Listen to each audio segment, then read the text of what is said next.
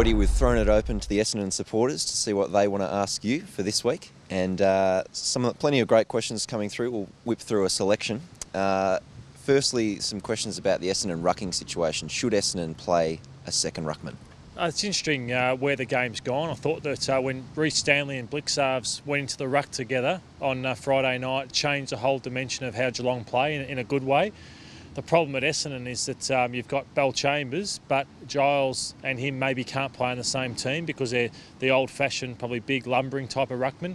McKernan's probably the one that you might be able to consider because he can get around the ground a bit better. So I don't think you can play two old-fashioned ruckmen, but you probably play one that's more nimble. So that's where Paddy Ryde has just been a massive loss for the Essendon Footy Club. Okay, the next question, both Jamie and Matt had a question along the same lines. Has the balance between defence and attack gone too far?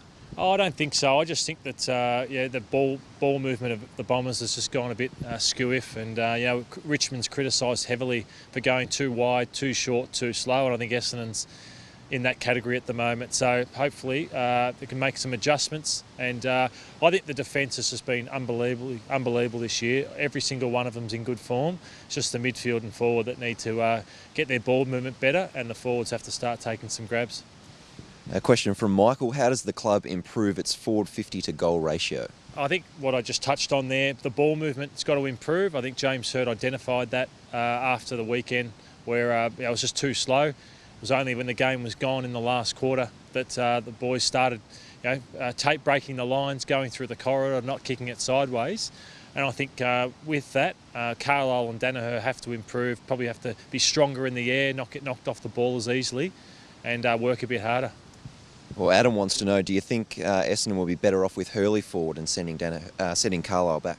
I think that the problem probably for Essendon is that both of those guys are probably better backmen. The problem is probably like Lockie Henderson at Carlton. I think he's a better defender, but you need someone to play forward. So I think Jake's shown in a couple of games last year that he can do it.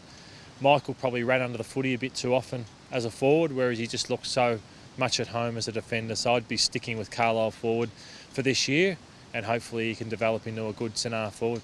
And just one final one, how tough would the forwards be finding it at the moment with the service that they're getting? It's a mixture of combination of the two. I think the forwards, as I said, probably need to understand as they develop. Joey's a 30-game player and Carlisle's probably only played 20 games himself as a forward, so they probably don't have the tricks just yet to get off their men, find space, work their opponent into the ground.